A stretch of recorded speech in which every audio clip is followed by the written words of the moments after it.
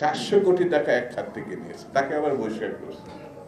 বন্ধুরা, ষড়যন্ত্র হচ্ছে গণতন্ত্রের বিরুদ্ধে। হাসিনা করেছে 15-17-16 বছর ধরে, কোনোভাবেই সে নির্বাচন মানতে চায় না। একটা জালিয়াতির নির্বাচন করে বারবার তার চেহারা দেখলে মনে হয় যে একটা, বললে তো আপনারা অনেকে হয়তো অখুশি হতে পারে, ডাইনি সুলভ চেহারা।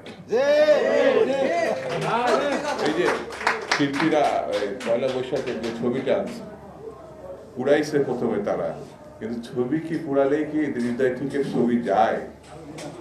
এত বড় খুনি, এত বড় গণহত্যাকারী, এত বড় ধ্বংসকারী, এত বড় নির্যাতনকারী, লুটেরা